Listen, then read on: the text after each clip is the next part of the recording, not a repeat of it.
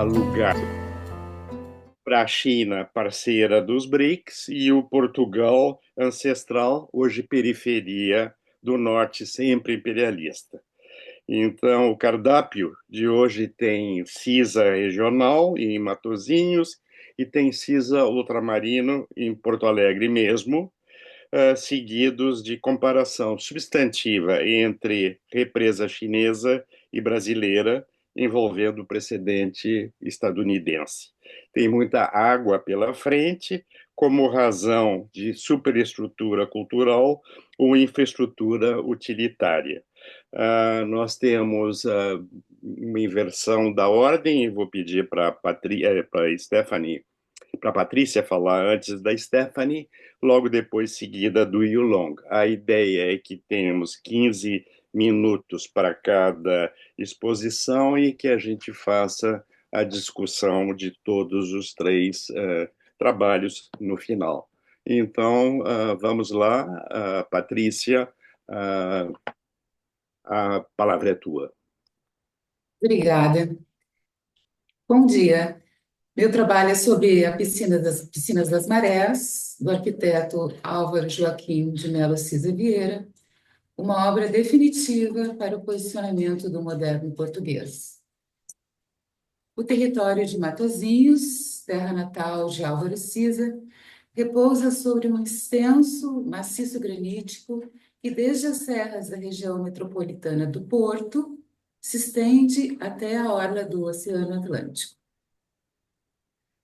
Matosinhos comporta uma vocação marítima privilegiada, com extensos areais.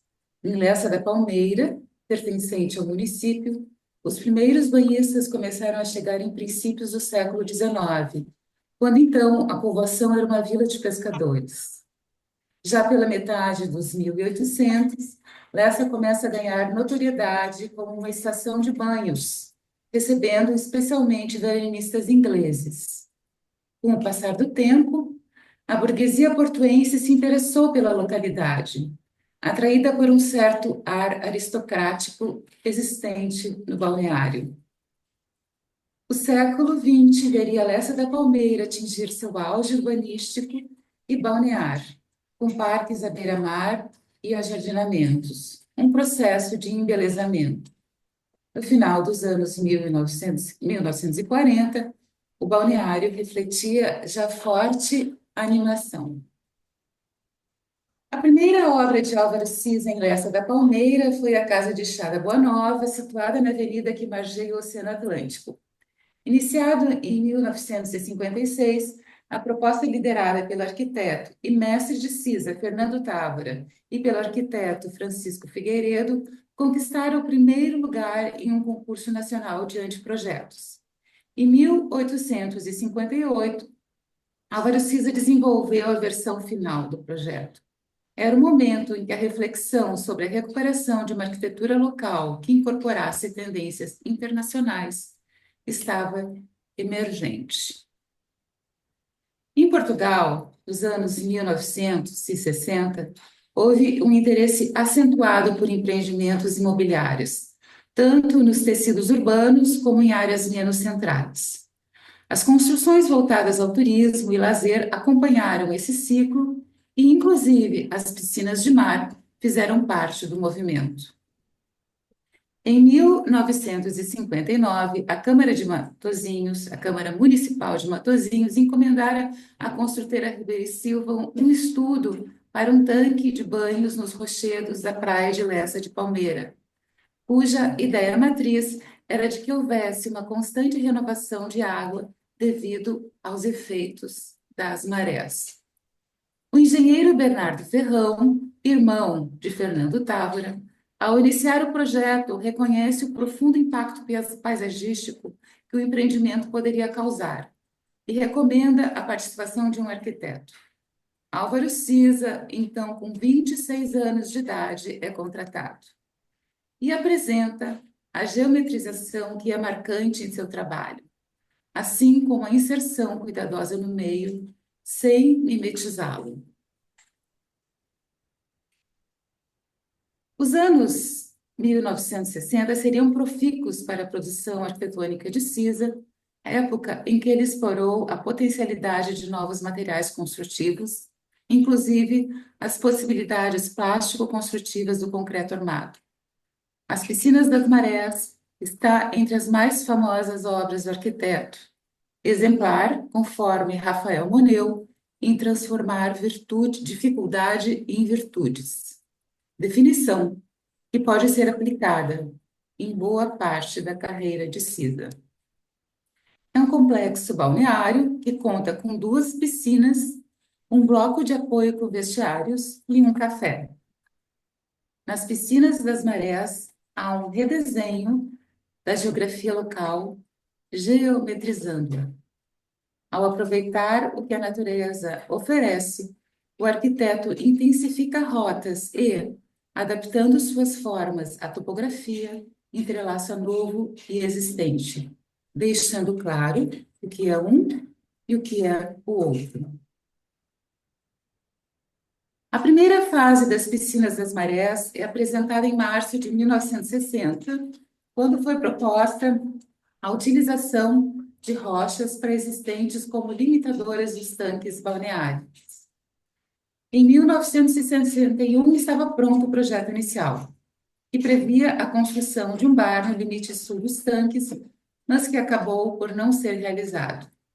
Em 1966 é concluída a piscina, propriamente dita, que aproveitou em grande parte a implantação de um viveiro de lagostas existente havia anos. Posteriormente, o projeto foi acrescido dos demais setores, bloco de apoio com vestiários e café, e a obra foi concluída em 1973.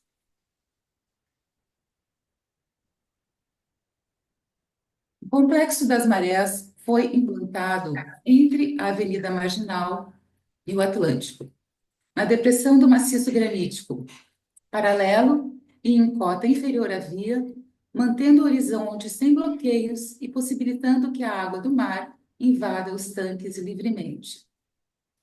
As baixas paredes de concreto aparente se somam às formações rochosas e o percurso para se chegar a tais tanques de água salgada é pavimentado em pedra, longo e algumas vezes obscuro, levando por fim à amplidão de um encontro luminoso com o oceano.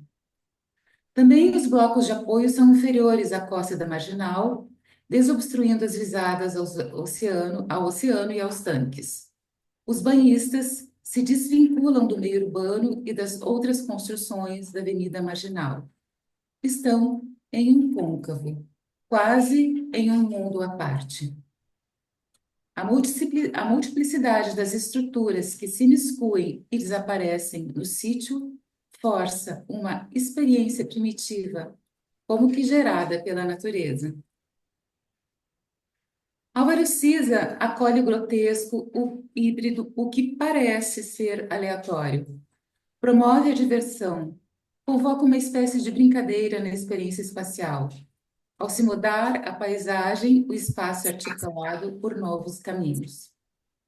Construído à cota da praia, com pés direitos, baixos e cobertura de suave inclinação, o volume dos vestiários torna-se quase imperceptível, quer de longe, na paisagem, quer de perto, a cota da estrada litorânea.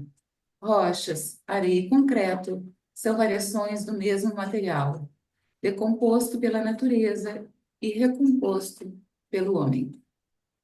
O aproveitamento do movimento das marés abastece e renova a água diariamente, numa atitude de valorizar elementos ambientais pela interação arquitetônica. Estamos diante de uma maneira exemplar em descobrir as evidências. Com as piscinas das marés, Cisa apontou novos caminhos para a arquitetura portuguesa. A habitual austeridade lusa é mantida, agora com outros tipos de materiais. Uma implantação inventiva e um jogo entre luminosidade e obscuridade. A intenção de fazer desaparecer os edifícios, diminuindo seu impacto no meio, a horizontalidade é dominante, linha que também se faz presente na divisória entre céu e mar, no mutável encontro entre areia e água. Segundo Póvoas, as piscinas das marés fazem parte de uma fase que representou uma transição na arquitetura portuguesa, um momento em que a nação avançava para um sistema construtivo de base industrial. Por Póvoas, chama atenção para a utilização do concreto armado e da presença das coberturas quase planas nessa obra. De acordo com Fernandes, 2016, posteriormente, houve o revestimento da cobertura dos balneários em chapas de cobre platinado, conforme já previsto inicialmente. Tudo favorecia, assim, a integração ao local, inclusive a madeira em pinho de riga e a cobertura em cobre nos vestiários, que adquiriram com o tempo uma coloração mais escura do que o próprio maciço rochoso. Referindo à já mencionada transição da arquitetura portuguesa, Nuno Portas redigiu dois textos para a revista Arquitetura, em 1959 e 1960, apontando a responsabilidade de uma novíssima geração, e escolheu Álvaro Siza como representante desta geração. Confiante em sua capacidade na procura da saída para a encruzilhada de caminhos que se apresentava em Portugal, sem aderir a um estilo ou a uma escola única. Em 2004, as piscinas das Marés encontravam-se bastante abandonada e degradada, ano em que foi aberto um processo para que a obra fosse classificada como monumento nacional.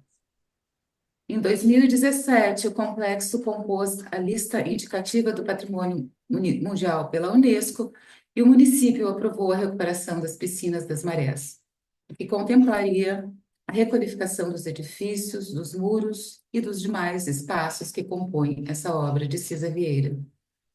De 2018 a 2021, as piscinas das Marés passam por um processo de conservação e ampliação conduzidas pelo autor do projeto. Tal intervenção teve como objetivo principal a reabilitação das infraestruturas, principalmente as de rede d'água e de concreto. Um dos pontos interessantes da recuperação foi a aceitação das marcas da passagem do tempo, caso das fissuras verticais presentes nas paredes longitudinais de concreto, paredes muito extensas e com ausência de juntas de dilatação. As fissuras tratadas, então, como cicatrizes, assim o foram. Houve também uma ampliação da parte norte da piscina e adequação do bar às questões de uso à contemporaneidade.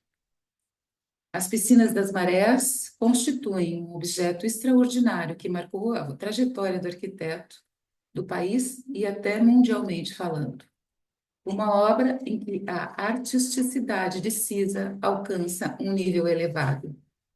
O entrosamento entre sítio e materialidade e entre barreiras e permeabilidades une percursos e permite jogos de contrastes que o arquiteto observou e aproveitou. Uma descoberta perspicaz das evidências. Ok, terminado, obrigada. Obrigado, Patrícia. Bem na hora, aliás, antecipada em relação à hora, 1 minuto. As perguntas e comentários vão ficar para depois. Então, vamos passar então para a segunda apresentação, que é a apresentação de Stephanie. Stephanie, você pode. Vocês me escutam bem? Sim, estamos escutando bem.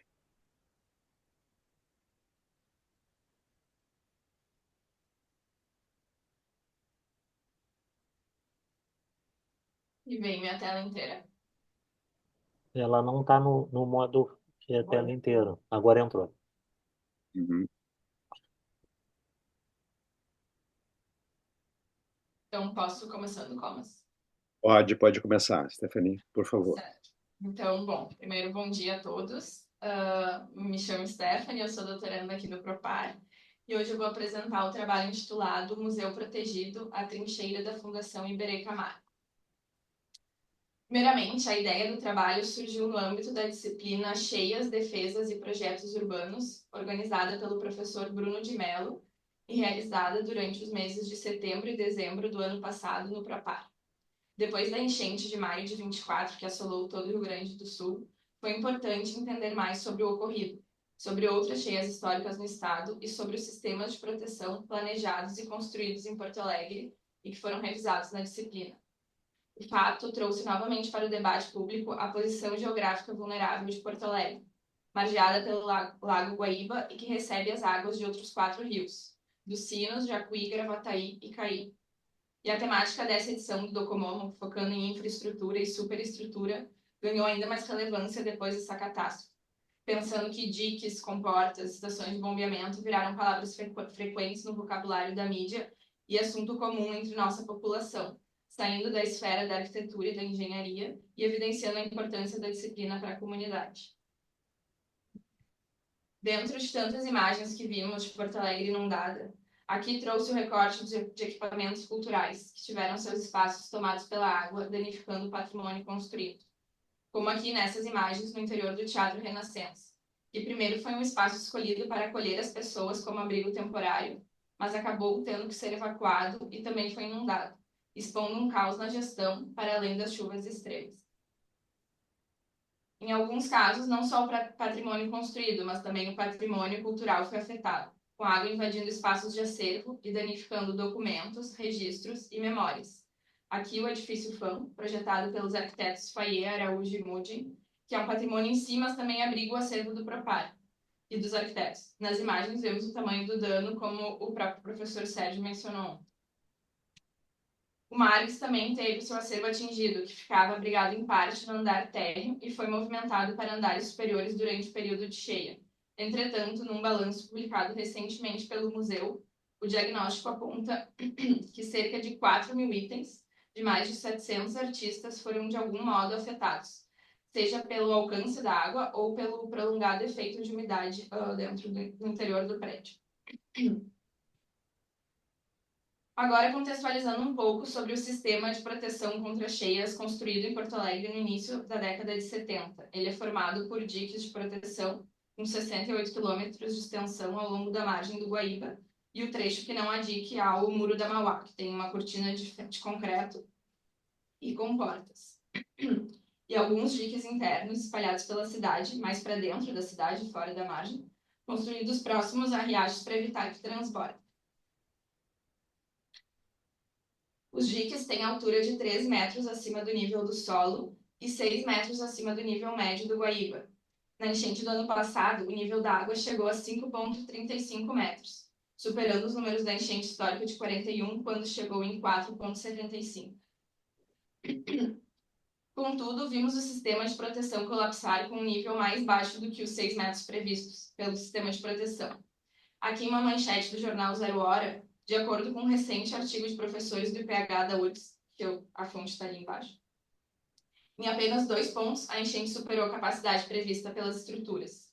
Nos demais pontos, o transbordamento se deu devido a deficiências de gestão e manutenção que reduziram o nível de segurança esperado. Com uma posição supostamente mais vulnerável, à beira do Guaíba, o edifício da Fundação Iberê Camargo não foi afetado. Me pareceu interessante entender melhor o porquê. O edifício fica localizado na Avenida Padre Cacique, no trecho em que ela recebe também o fluxo da Avenida Edivaldo Pereira Paiva, avenidas que foram construídas em cima de um dique de proteção. Nessa região não houve o extravasamento do dique e o sistema de bombeamento público seguiu operando, diferente de outros bairros como no Menino Deus. O edifício já foi bastante estudado, mas fazendo uma breve contextualização, foi projetado pelo arquiteto português Álvaro Siza entre os anos de 98 e 2003 e construído entre 2013 e 2008, pensado para guardar e expor o trabalho do artista gaúcho Iberê Camargo em uma iniciativa da Fundação, através da esposa de Iberê, Maria Cussirati Camargo, juntamente com o empresário Jorge Guedlá. O terreno, localizado entre a Avenida Padre Cacique e um morro, que era uma antiga pedreira, foi cedido pela Prefeitura de Porto Alegre e pelo governo do estado. A fundação é composta por 4 volumes, sendo 3 volumes baixos, que servem ao café e a oficinas, e um volume maior com 5 pavimentos, sendo o último um pavimento técnico, que serve ao uso principal, as exposições. Nesse bloco principal, as rampas que organizam o percurso voltam-se ora para o átrio interno do edifício e ora para a fachada. tornando-se um corredor enclausurado com pequenas e pontuais janelas que emolduram a paisagem. Dessa maneira, o edifício com um corpo mais opaco responde às necessidades técnicas de um programa de museu, mas sem deixar de se relacionar com o entorno. De acordo com o engenheiro responsável pela parte estrutural da fundação, Jorge Amorim Nunes da Silva, a proximidade do edifício em relação ao Guaíba se tornou um fator determinante ainda no estudo do projeto, exigindo uma especial atenção às variabilidades do nível freático e à possibilidade de levantamento da estrutura devido aos impulsos da água. O subsolo abriga a área técnica do museu, com escritório, sala para oficinas, sala para reuniões, auditório, biblioteca e principalmente o acervo bibliográfico e das obras. O engenheiro José Luiz Canal, doutor em arquitetura e responsável pela coordenação da obra, explica que foi construído um sistema específico de defesa, típico de museus na beira de rio. Nas palavras dele, circundando todo o edifício, foi introduzida uma galeria técnica com a função de conectar a sala de máquinas central com todos os ramais das diversas infraestruturas, abrigando também equipamentos de ar-condicionado dos pavimentos inferiores, reservatório de incêndio e demais sistemas. Essa galeria aumentou substancialmente a segurança do edifício contra enchentes. O fato de ter sua cota de piso 1,5 metro abaixo do subsolo permitiu que ela fosse dimensionada para receber águas provenientes dos pátios inferiores e ser o pulmão pluvial durante vários dias em caso de chuvas de grande intensidade. A galeria técnica é notável na planta de subsolo do projeto, protegendo todo o perímetro da edificação e assemelha-se a uma trincheira de guerra, que por definição é qualquer tipo de obstáculo geralmente usado para proteger ou abrigar.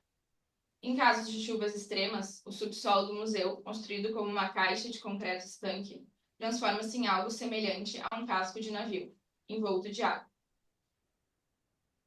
Aqui nos cortes também dá para visualizar e entender melhor essa questão do nível da galeria, rebaixada fazendo a proteção.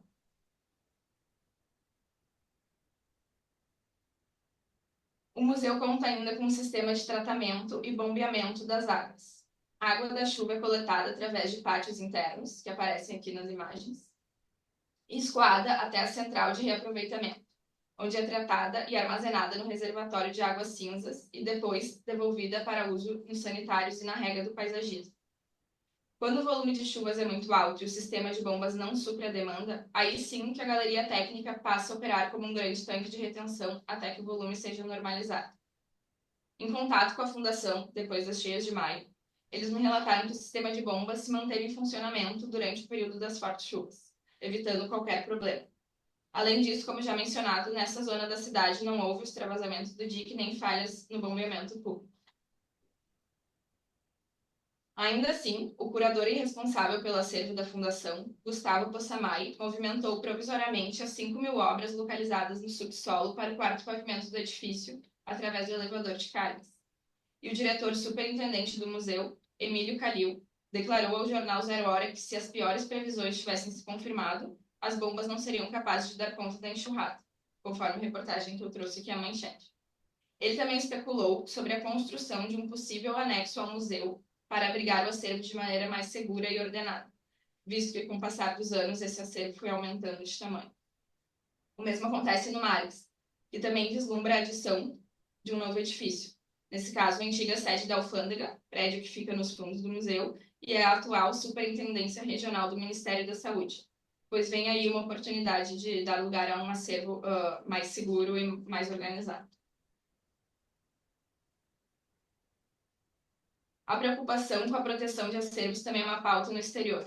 Um caso emblemático é o Museu do Louvre, em Paris, que já teve que lidar com questões referentes à enchente, mais recentemente em 2016 e 2018. O Louvre tinha o seu acervo de mais de 250.000 obras espalhado em mais de 60 lugares pela França, sendo parte desses lugares em níveis subsolo. As enchentes evidenciaram que uma operação de evacuação das obras poderia não ser o suficiente em caso de inundações mais severas. Assim, foi preciso buscar uma solução para além do plano de evacuação e realocar o acervo de maneira mais definitiva. Em 2019, foi inaugurado o Centro de Conservação do Louvre, em Yerevan, no norte da França, ao lado de outro museu da instituição, o Louvre-Lens. O Centro de Conservação foi projetado pelo escritório do arquiteto Richard Rogers. como um espaço para pesquisa avançada, conservação, restauro e proteção máxima das obras de arte. Com uma estrutura modular, o ambiente é flexível internamente, mas protegido por uma arquitetura que remete a um bunker, semi-enterrada, com 2 sistemas duplos de paredes técnicas de concreto, tecnologia de controle climático, cobertura verde e geração de energia através de bombas de calor. Um corredor robusto divide a área de pesquisa da área de acervo, e as centrais de infraestrutura estão localizadas entre as paredes duplas do entorno. Assim, mesmo quando é necessário manutenção, não há contato com as obras. Em caso de cheias em Paris, apenas as obras em exposição, em alguma restauração específica, precisarão ser removidas emergencialmente do Louvre do Sena, enquanto o restante está sob guarda do Centro de Conservação.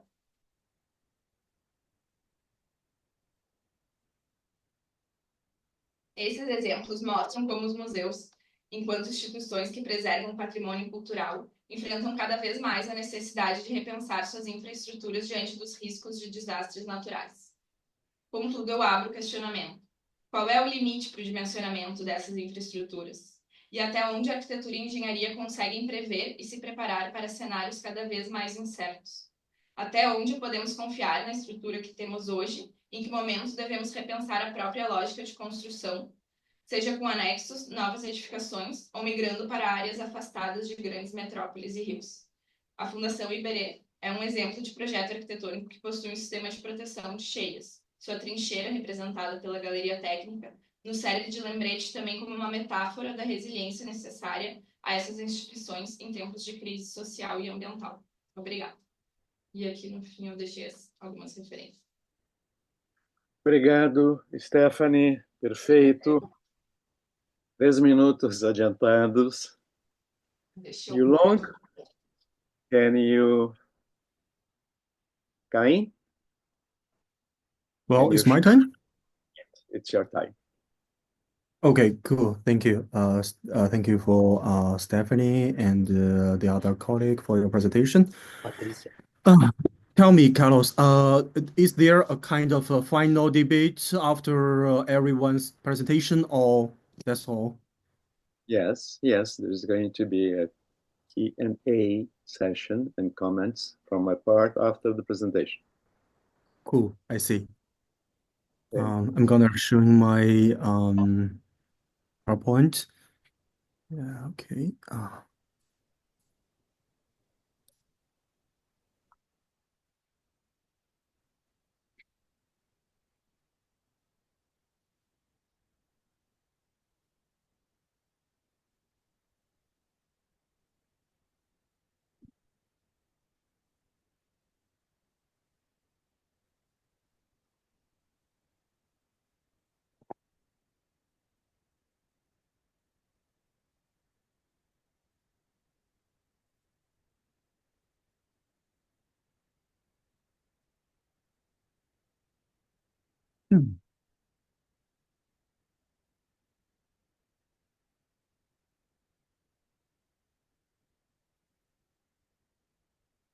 Is it shown now? No, it's not. No. Okay.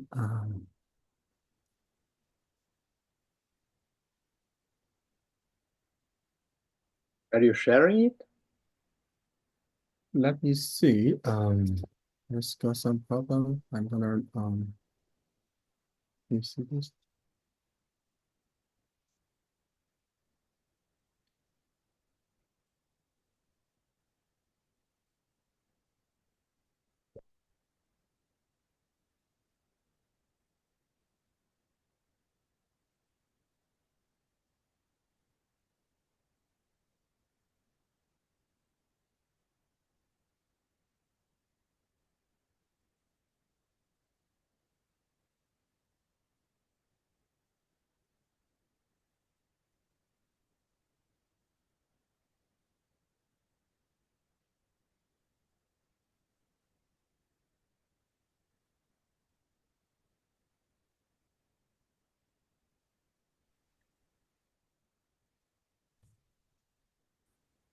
It's still not working, right? 1 second. What's happening, you know? I'm trying to sharing my screen, and I think there's some kind of technical problem. Well, infrastructure problem. Now I think it's working. Oh, Yeah. okay. How about, Let's, is it working? yes. Yeah. But it's Thank you. not, yeah, you have to put into full screen. Okay.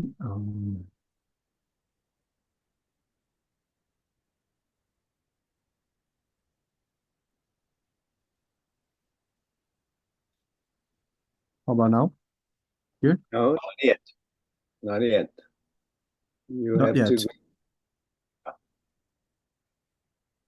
How about now? No, no, not yet. Not yet.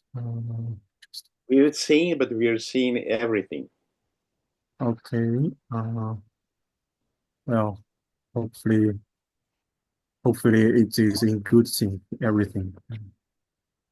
Yeah, this is including everything. You have to go to view Yeah. and in your PowerPoint, go to view and ask for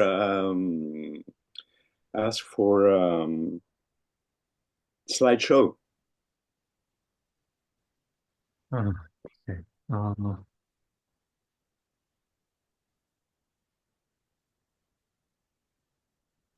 I think there is a symbol on the side of the 90%. That is the full screen. You can try. Okay. How about now? Not Not yet. still not working. No, not yet. No. Okay. Let me see. Oh, Ok. okay. Good. Great. Yeah.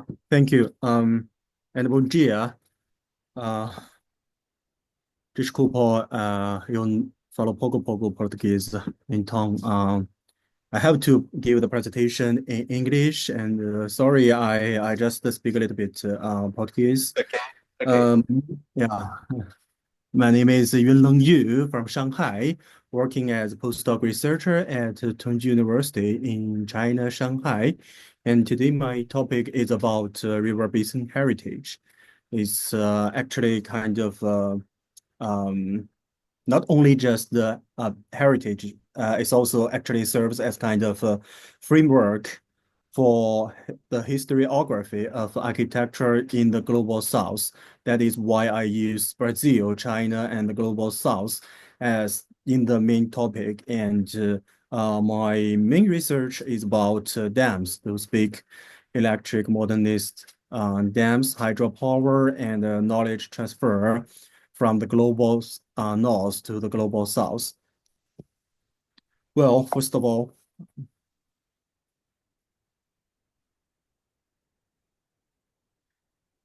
data shows that globally, China currently has the highest number of medium and large dams.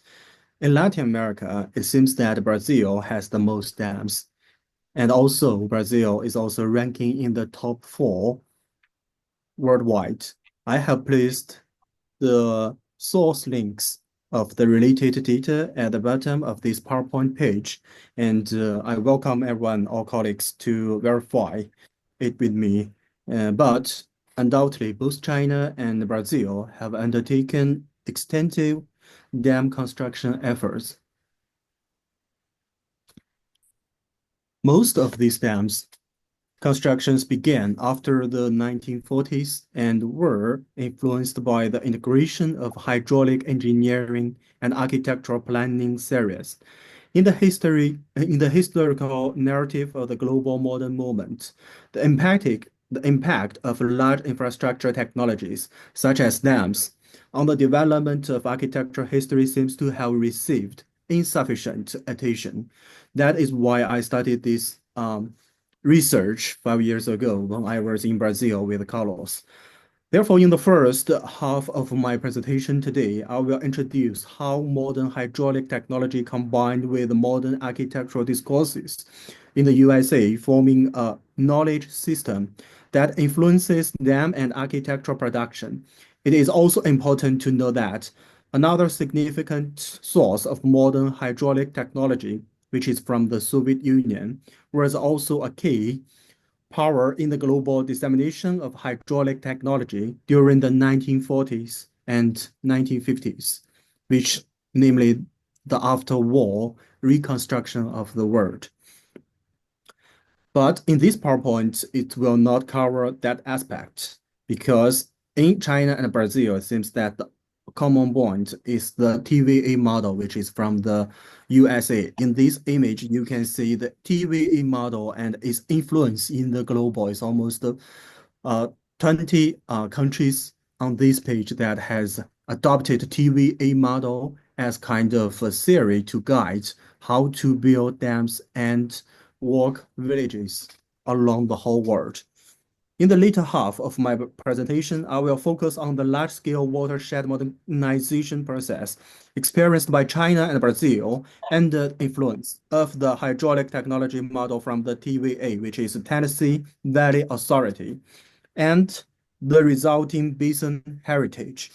If we consider hydraulic dams as both a form of architectural heritage and also tools for facilitating urbanization, we will explore their uniqueness as well as the architectural types that they influence, ultimately forming two potential application directions.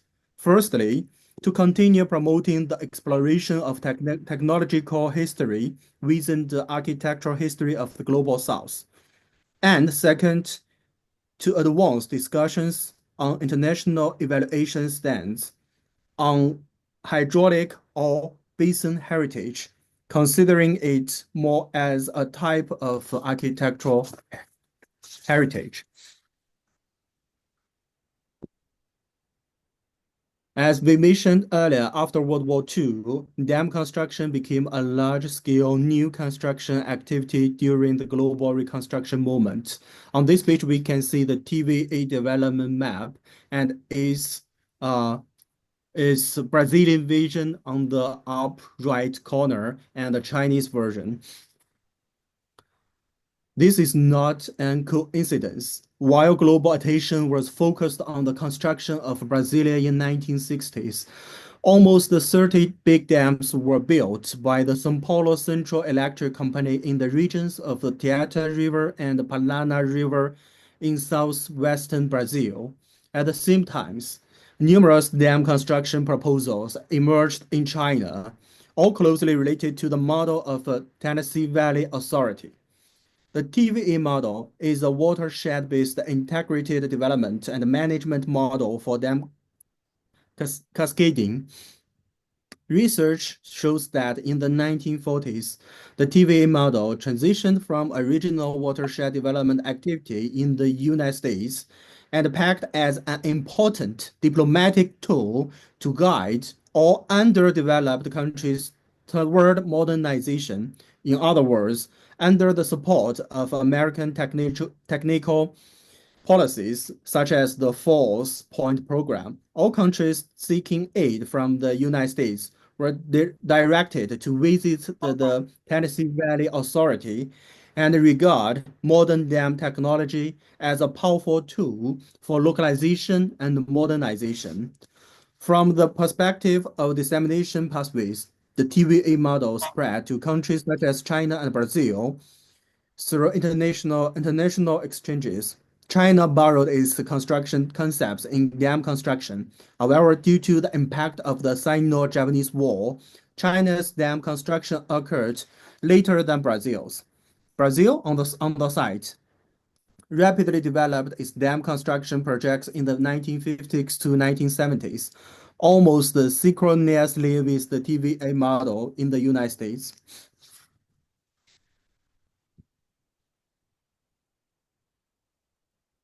From the image, we can see from this image, if we wanted to discuss about the TVA model and dam construction and its relationship to architecture, we need to trace back and examine how the TVA model is related to architectural discourse and whether it is merely just a technology independent of the architecture world. My research indicates that in the 1940s, the TVA model had a very close interaction with modernist architectural discourse. In 1941, MoMA held a dedicated exhibition for the Tennessee Valley Authority, which is shown on this page, aiming to comprehensively present the design of hydraulic dams as well as modern housing design. This exhibition also showcased the prefabricated housing technology and those prefabricated houses designed by the American architect Elizabeth Boyle Moore. In 1944, at the Built in USA exhibition, the Tennessee Valley Dam was exhibited alongside the Brazilian Pavilion from the 1939 New York World's Fair, as they showcased the typical visual characteristics emphasized by modernism, such as the simplicity and the removal of ornamentation, and were regarded as modernist works. Notably, Elizabeth Boyle Moore's prefabricated housing design was also featured in this 1944 exhibition, Built in USA.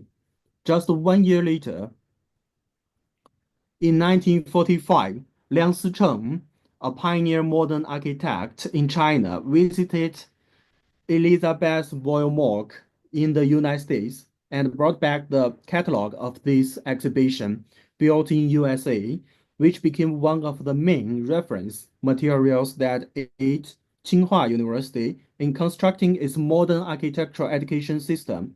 During this visit, Liang Sicheng also toured to Tennessee Valley along with Elizabeth Moore, where he examined her prefabricated housing design. After that, for a long period, prefabricated housing design became a key area of focus for Liang Sicheng, and urban planning was another significant areas of his interest. It is highly likely that Liang Sicheng drew inspiration regarding prefabricated housing and urban planning during his visit to Tennessee. The TVA model, conversely, in Brazil, was directly applied in Brazil. Based on the research from my Brazilian colleagues, Ogo Sigawa and Monica, please correct my pronunciation. Monica Lesta Viana. Please correct me if my pronunciation was not that right. In Brazil, the TVA model was directly applied in Brazil. According to my Brazilian colleagues, Olga Sagawa and Monica Peixoto Viana, who have long focused on, Monica Juliano? Monica Peixoto Never mind, Viana. never mind. Go on, Yulong. Never mind. Oh, okay. Who have long focused on the São Paulo Central Electric Company, CESP, namely, in short.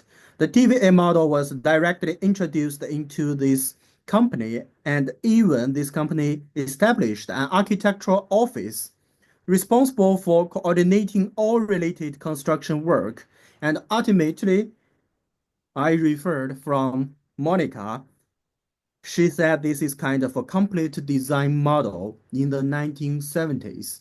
Most of these leading architects were from the first generation of São Paulo school, who were engineers and also architects responsible for this architectural office in the CESP.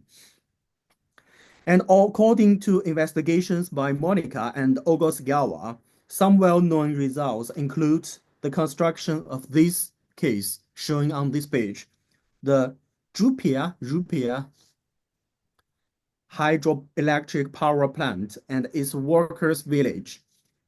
This project combined the typical garden city concept with housing for workers and adopted a prefabricated construction technology. Unfortunately, I have not yet had the opportunity to do the on-site search and confirmation, but this is what I learned from my colleagues from Brazil. In 1970, at the MASP Museum, MASP, in São Paulo, curators PM Body and Lina Babadi curated an exhibition titled New Brazilian Art. This exhibition presented both Brazilian folk art and vernacular art architecture that Lina Babadi focused on. On the other side, it contrasted the latest artistic achievements of Brazil in the 1970s, namely Brazil's hydropower and new village construction.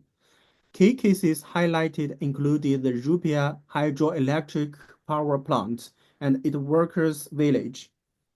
This brings to mind the Brazil Bills, Old and New exhibition held by MoMA in 1942. As we all know, MASP aimed to be the Brazilian MoMA.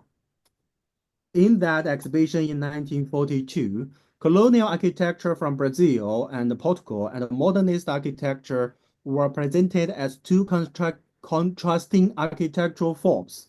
In the 1970 New Brazilian Art Exhibition, the curators similarly aimed to form a new architectural expression, contrasting the past and the future by presenting the latest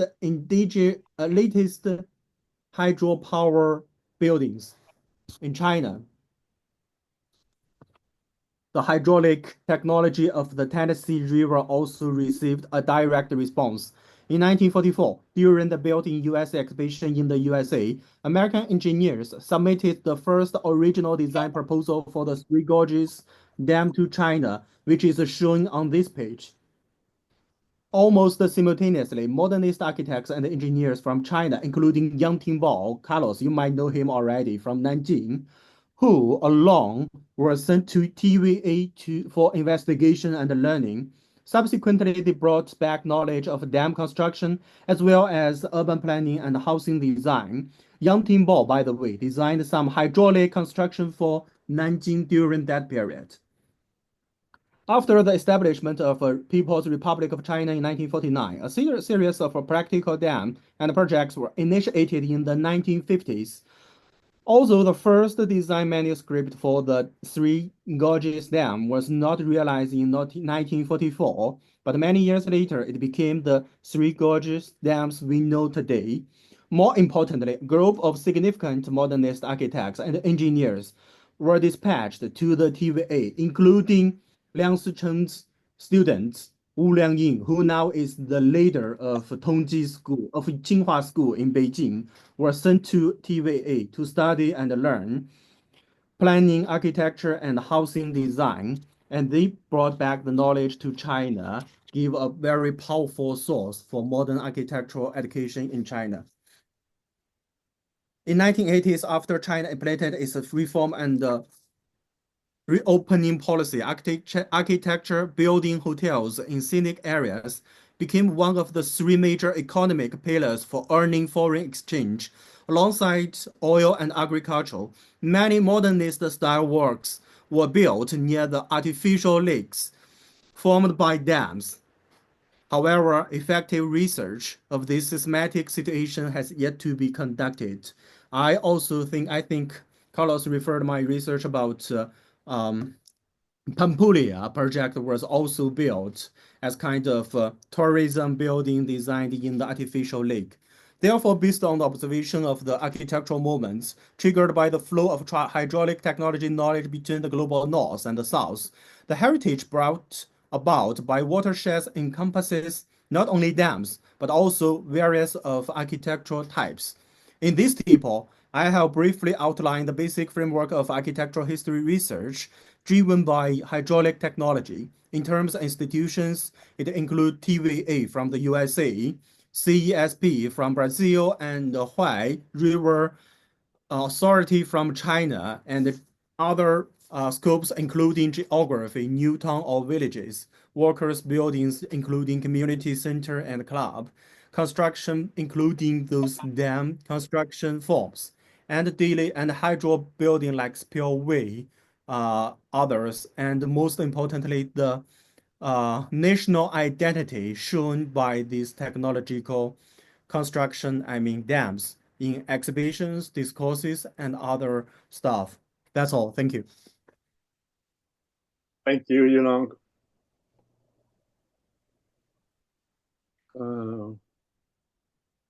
Can you... Ok. Obrigado. Todos estamos perfeitamente na hora. Antes de abrir para perguntas e comentários, eu queria usar o privilégio de ser coordenador da mesa para fazer algumas observações e algumas perguntas. Em primeiro lugar, eu achei muito interessante no caso do CISA, né, o contraste entre os dois estudos de caso, porque, de fato, os dois estudos de caso, assim como que epitomizam, como emblematizam o próprio título, né, da conferência. No caso das piscinas das marés, a água aparece como um elemento bem-vindo e como um elemento de superestrutura cultural, né? Ela não está associada realmente à utilidade, ela está associada de fato ao prazer, né, e ao desejo, né? Enquanto que no caso do Iberê, ao contrário, ela é a bruxa má, ela é a água malvada, né, que tem que ser mantida fora do edifício, que se protege dela. Eu acho que o trabalho da Patrícia ganharia, entende, se ela discorresse mais explicitamente sobre esse ponto, né? Porque acho que é bem claro, os dois trabalhos em conjunto são extraordinariamente potentes em colocar o mesmo elemento, né, como as duas caras, né, as duas faces, né, o inimigo de um lado e de outro lado, vamos dizer,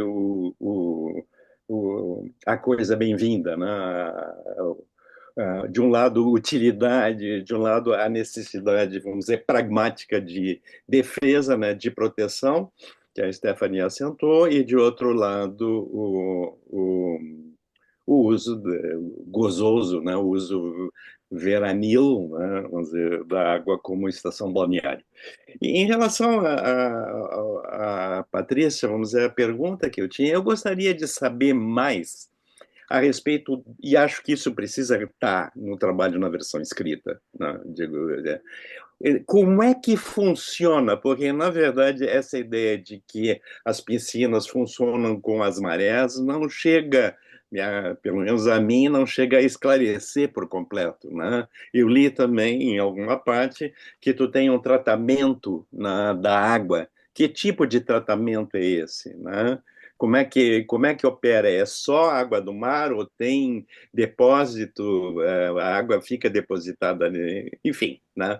Isso é um aspecto que eu gostaria que tu nos esclarecesse a seguir. Eu já queria deixar as coisas prontas para perguntar para a Stephanie, por outro lado. No caso da Stephanie, a minha pergunta, vamos dizer assim, é mais especulativa, tendo em vista o que ela menciona da reação final do curador que quer um novo edifício para a proteção das obras que, por sinal, entende, não aconteceu nada, porque as coisas funcionaram a contento, né, inclusive com a precaução adicional de, em um certo momento, entende, imagino que seja assim, que a administração do Iberê estava de salvaguarda em relação às obras, e num certo momento eles decidiram, por precaução extra, de tirar as obras para cima, né? Então, a minha dúvida é realmente essa, se de fato, né, essa ideia de ter que ter um edifício pronto não acaba sendo uma via demasiado fácil, por um lado, e onerosa, por outro, né, em termos de um tipo de salvaguarda que tem que ser realmente constante e que deve, vamos dizer, operar de maneira cuidadosa à medida que a situação climática se prolonga, né? Então, eu não sei se seria interessante que vocês duas conversassem sobre isso agora e depois a gente diretamente falaria da questão das represas, né, com o Yulong, né, porque ali o caso, de alguma maneira, o caso amplifica, o caso trazido pelo Yulong, de certa maneira, amplifica, né, o caso esse do Iberê para uma escala territorial muito maior, né, deixando mais claro ainda que o caso do Iberê ou da Piscina das Marés, que a arquitetura é uma arte topográfica, como diria o nosso amigo David Leatherbarrow, não? Porque a represa, na verdade, ela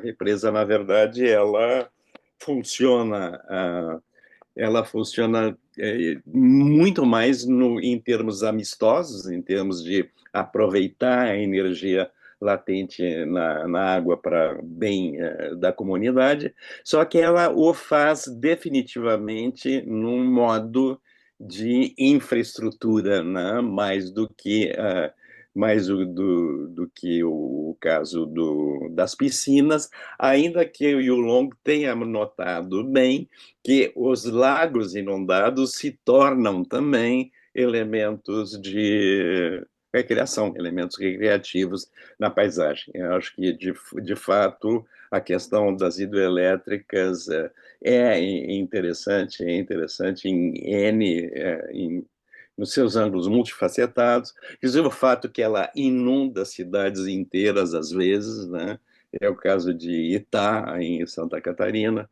Então, bom, acho que era esse o comentário que eu queria fazer e talvez acho que a palavra primeiro para Patrícia, depois para Stephanie e the end to Yulong.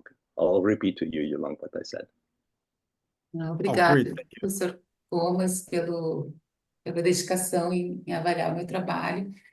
Eu não sei como se dá o tratamento dessas águas. Eu vou pesquisar e vou ter que reenviar, então, o artigo escrito que eu já enviei, mas eu vou pesquisar isso.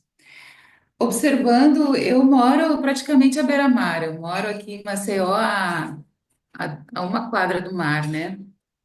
E então, de uma maneira empírica, respondendo, sem bases técnicas e nem de tratamento da água, eu observo aqui o mar todos os dias e ele enche e esvazia a praia de uma maneira impressionante.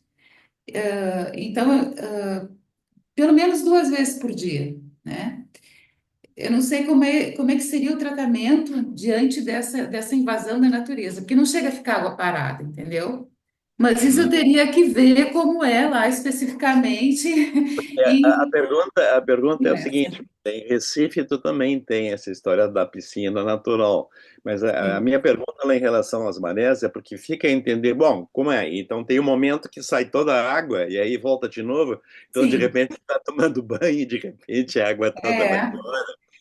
vai ter que aceitar as contingências da natureza. Mas será que é assim? Não Aí que está a sei, história. isso eu vou ter Realmente que eu acho que é dar uma uma pesquisada. pergunta. Eu tenho visto as fotografias que eu vejo, tem momentos em que a piscina está totalmente vazia e tem momentos que ela está totalmente cheia, né? Mas eu não vou ser leviana para explicar uma coisa que de fato eu não sei profundamente, né?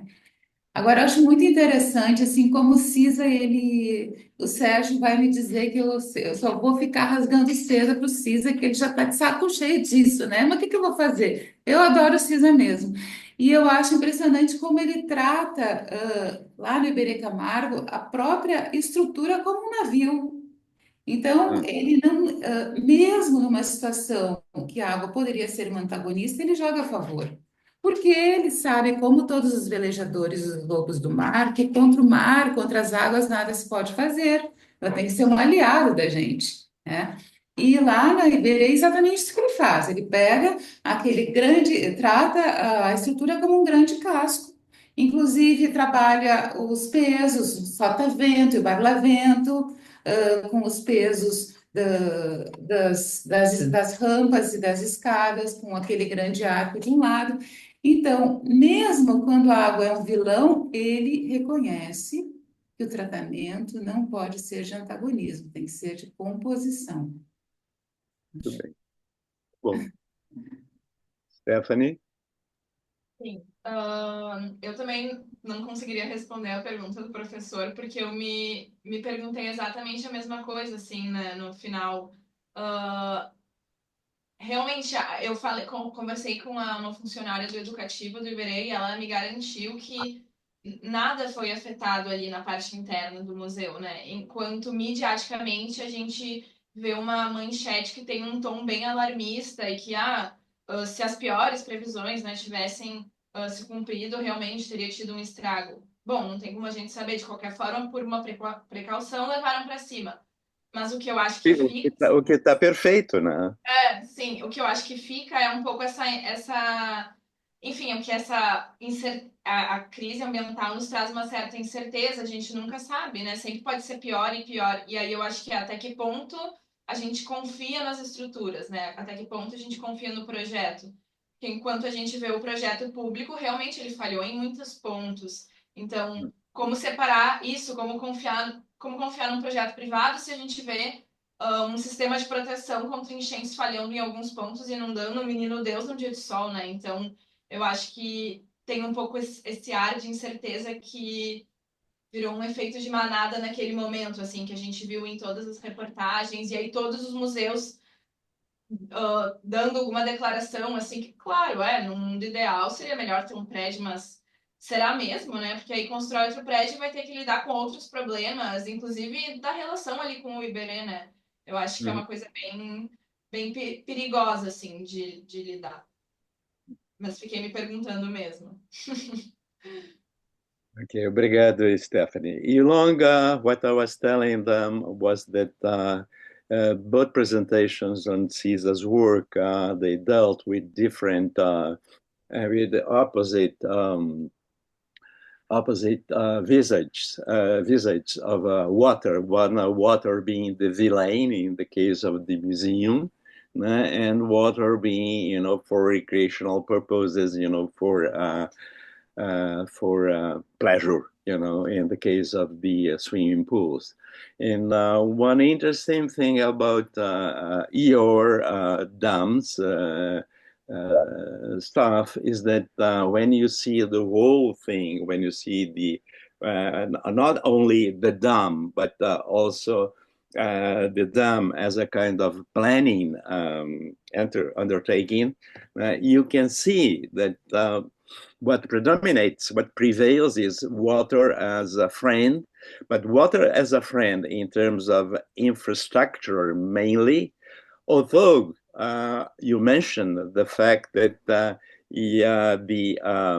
reservoirs, can be used for recreation and are used for recreational purpose. So you do have this conjunction of water as pleasure, water as part of the cultural superstructure, together with water being, well, not the villain in this case, but water being an useful infrastructural tool. So that was very interesting. And yes, I think that you have chosen a very specific but very appealing research subject, and it was nice to see the triangulation that you make between the TVA, the Chinese experiment, and the Brazilian one. So that's a comment rather than a question. I guess in terms of questionnaire, really, I would have enjoyed seeing more images of the both the Chinese and the Brazilian example. I think your best slide, I would say that the best slide is the one about the TVA, where you have not only the not only the plan, but also the section when you see the succession of barriers, to the water. Very, very nice indeed. Okay. So I don't know whether you want to comment now or whether we open the floor to questions. Should I give just a very brief background? Well, thank you, Carlos, for the comment. Very encouraging and refreshing. Well, you know that when I was in Porto Alegre together with you, study with you, I started this dam research, and it's a long been a question for me why I should do this kind of research rather than those well-known architects. I started research this kind of a dam and infrastructure, and it's very good to know that Renato and Nelly are migrating my friends and also a professor focusing on infrastructure. Well, the background is that in the past 10 years, um, uh, infrastructure has happened in the whole world, especially in China. China is well known for its infrastructure construction technology. But the thing is, in the global south, including Brazil, China, and other countries, that it's very hard to know that. My personal knowledge is that it's hard to know how we explain infrastructure, dams, and other infrastructure construction into the classical historiography. I mean, history writings of architecture. It's hard to include infrastructure and explain those country design contributions in the infrastructure if we focus in architecture rather than urbanism or urban planning. So that is the basic background I wanted to explain. Dams are not just infrastructure, it's also super infrastructure, culturally speaking. That's all. As kind of a feedback. Você pode ter um ponto, porque, na verdade, tanto em francês quanto em português, as grandes obras de engenharia são chamadas obras de arte, né? Em francês, ouvrage d'art, né? São, assim, que não é necessariamente verdade que as grandes obras estejam fora da história da arquitetura, né? Eu acho que talvez não tenham tido no século XX o impacto que poderiam ter, enfim. Aberto para perguntas, alguém... Comas, né? No chat tem uma observação da Maria Paula Reciana a respeito do Margues. E havia alguma dúvida ali do Long, mas eu acho que já foi esclarecida no próprio chat. E tem essa contribuição da Maria Paula com o comentário da Stephanie. Não sei se querem trazer a questão. E o Renato Anelli levantou a mão. Ah, Eu estava tentando levantar a mão com a amarelinha, mas eu não acho aqui o sinal. Então eu levantei, fiz um sinalzinho para você. So I'm very happy to reach the meeting when you were starting Yulong, because your presentation is really fascinating in this to give us these parallels with China in the constructions of dams. I want just to make some few remarks about the specificity of the Brazilian dams and the projects in the interstate commission of Paraná, Uruguay rivers. So this is a interstate. It's not only São Paulo Commission. So it's face all the south of Brazil, southeast and south of Brazil. So CESP, the CASP, is a company, a state-owned company of state of São Paulo. It's part of this all this complex of planning that and the dams in the west of São Paulo state that you mentioned, Ilha Solteira, Três Irmãos, and so they are Jupiá. They are part of them. Jupiá and Ilha Solteira are in the Paraná River, not Tietê River. So this is just to stress the idea that this was a national Yeah. state project, and was a project in what they learned from the TVA initiative, United States, was to interiorize the development. So it's not only the production of energy, hydroelectric power, but is all these settlements in new towns or development of small towns for regional centers all along the west, this new kind of west coast of Brazil.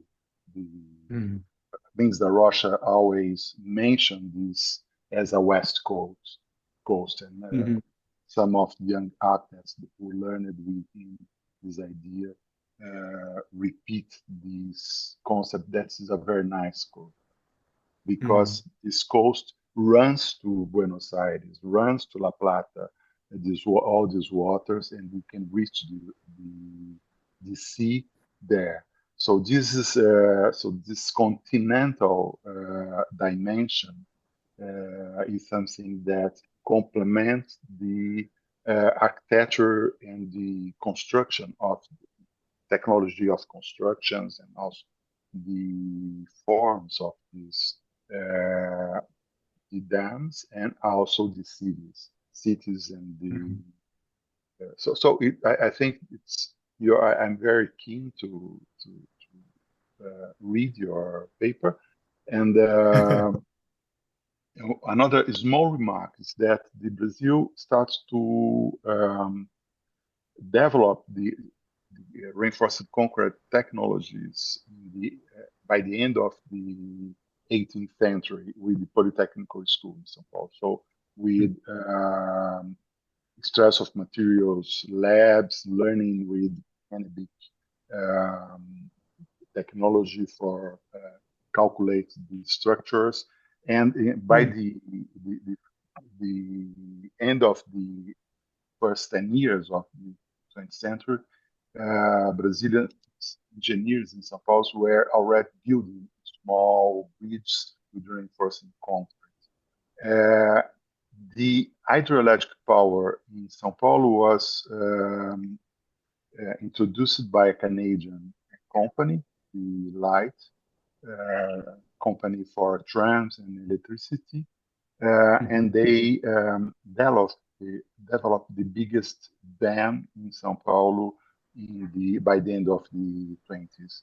That's Billings and Guarapiranga, that reverse the water's flows for the lakes and the high part of the Serra do Mar, the mountains, to take profit of the difference of level of 800 meters from the position of São Paulo and the sea level. So this was before TVA, I think, and was, although the engineer was, Asa Billings, was an USA citizen that produced all these projects, hydroelectric and engineering projects of these things.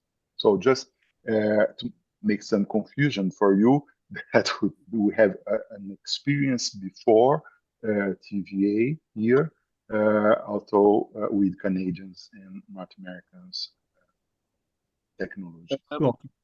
A Maria Paula está conosco ou ela só escreveu? Eu estou aqui, só estou um pouco rouca. Não sei como vou apresentar. Vamos tentar. Tá bem. Tá Estou lá. me guardando aqui, mas acho que dá para falar, Thomas. Sim, por favor. Eu fiz uma observação em relação às perdas do Marx.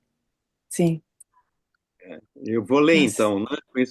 Em relação ao Marx, as perdas, especialmente as obras em papel, são as obras que estavam no térreo, né? Mapotecas. Em Mapoteca. Que foi o mesmo caso lá do FAN, né, Sérgio? Não, que foi o mesmo caso não é no FAN, No FAN e na Esmove, só que lá no Margues era subsolo, né? Eu acho que era mais crítico o problema. sim. É mais semelhante ao da Stephanie. Sim, mas que eles não chegaram a remover, né? No Margues, eu acho que a Maria Paula tem notícia que muita coisa subiu, ficou o que era papel, né, Maria Paula? E estava em Mapotecas, foram as últimas coisas que eram pesadas, até onde eu sei, foi o que realmente pegou. Foi atingido. Tudo que era suporte papel É. lá no Margues, né? Na Esmove eram os processos, os expedientes únicos, e lá no FAN era o acervo físico Fayette e Araújo. Foram os três acervos atingidos. Muito bem, eu acho que... Eu não sei se o Ilong não ia comentar alguma coisa em relação ao depoimento do Renato. não está, ele está agradecendo apenas Ah. aqui. Tá apenas agradecendo aqui. Eu acho que a não ser que alguém mais tenha interesse em fazer um novo comentário ou fazer outra questão, nós estamos adiantados, é porque nós temos 3, né, só apresentações. Isso. Nossa sessão é menor que as outras, né? Então, agradeço a todos, né? E damos por encerrada essa sessão. Até a próxima. Obrigado, Comas. A nossa próxima sessão inicia às 10h15. Vai ser